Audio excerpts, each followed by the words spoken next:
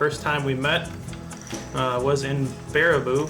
I remember meeting him in the parking lot of a grocery store, and he got out, and I remember thinking how tall he was and how handsome he was.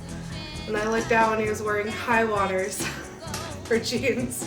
It was almost love at first sight when I saw her. I met her with my Jeep. She had her Bertha there, an old Pontiac Grand Am with, you could hear coming from a couple blocks away. I wore a hoodie, like a cute little American Eagle hoodie, and I was like 20 years old, so that was like the in clothes. She had her dog Charles in there, in her car.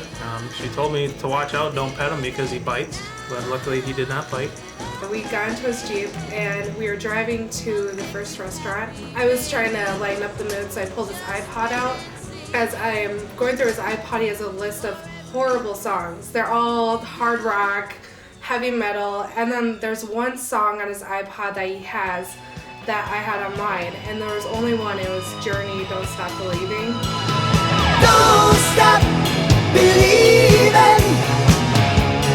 Hold on to that feeling. Street light. And I kept asking people where we should go for dinner because I was nervous, like I wanted to impress him.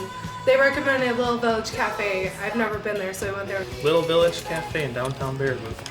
She had a not so wonderful Caesar salad she didn't like. Salad tasted like dirty socks. It was so bad. I can't remember what I got, some kind of pasta.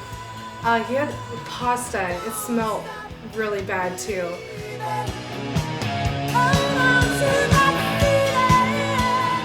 I tried to keep the conversation going as much as I could on my end, not being too talkative. The conversation was mostly me trying to talk to him and get him to talk. Definitely nervous. I'm not exactly a ladies guy or a meet new people I've never met before guy, but definitely nervous. After dinner, we drove down to Devil's Lake.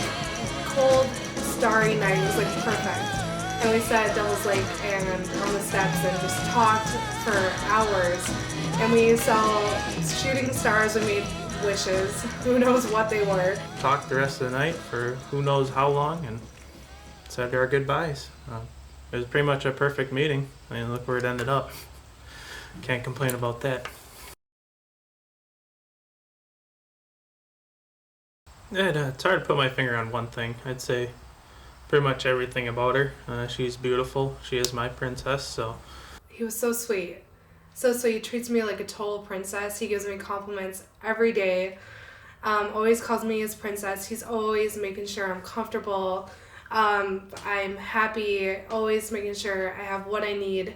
He's like my Prince Charming. I love her for who she is. She loves me for who I am. Has a excellent sense of humor, even though mine's better and she may not quite get it at times. It's a really weird sense of humor, but I've grown to really like it. It's time to play the honeymoon game, where the newlywed who answers the most questions in 90 seconds will choose the location of their honeymoon. Janice, where do you want to go? The Virgin Islands. Not bad. James, how about you? We're going to Canada! Fishing on a honeymoon, what could be better? All right, contestants, 90 seconds on the clock. First question, what's your spouse's favorite movie? Quickly now, time is ticking away. James is ready. It's an easy one. Cry, baby. Crybaby is correct. 1 point for you, James. Janice, you're ready. Monster. Ooh, Monster is not correct. Never heard of it. Question 2. What's your spouse's favorite dinner food? Favorite dinner food. James, you're ready. Not even a guess. This one would be Ritz. Correct again. Janice, what say you? Grilled cheese. Grilled cheese is correct. Janice is on the board. Next question. Name your spouse's dream job. Dream job. Janice, you ready? This one was easy. Fishing tour guide. Fishing tour guide is correct. James. I would go with AV audio video installer. AV installer? I don't think anybody wants to do that. Next question. What's your spouse's favorite type of car? Tie game with time running out. James is ready. She'd probably be riding dirty in a GMC Envoy. GMC Envoy is correct. Boom! Janice with a chance to tie the game. 2015 Jeep car. A Jeep car is not actually a real vehicle. Which makes James today's big winner. Congratulations, you're going to Canada. Enjoy the damp, cold, fishy honeymoon.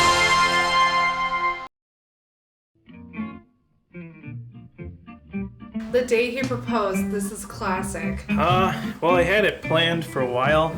Basically, I was kind of nervous the whole day. I knew she would say yes, but it doesn't kind of stop my butterflies in my stomach. I was on a work trip for 2 weeks. I was out on the West Coast.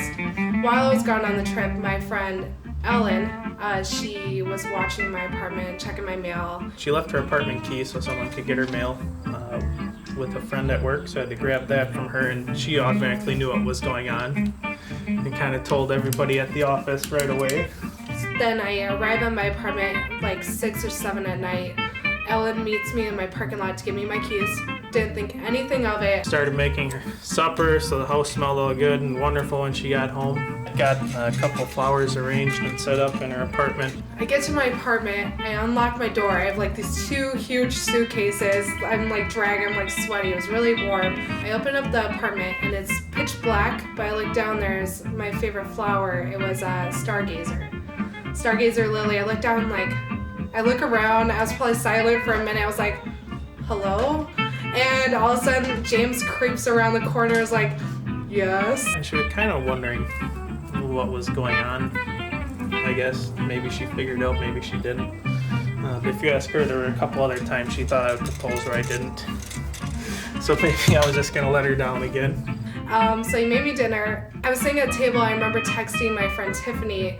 She texted me like, oh, how was your trip in California? I was like, I think James is gonna propose to me right now. I told her I had a ice cream dessert in the freezer, so I had her dig in the freezer for the dessert. And she's like, where is it? I said, it's way back there, you gotta reach. So when she turned around, got down on one knee and asked her if she'd marry me. And of course she said yes.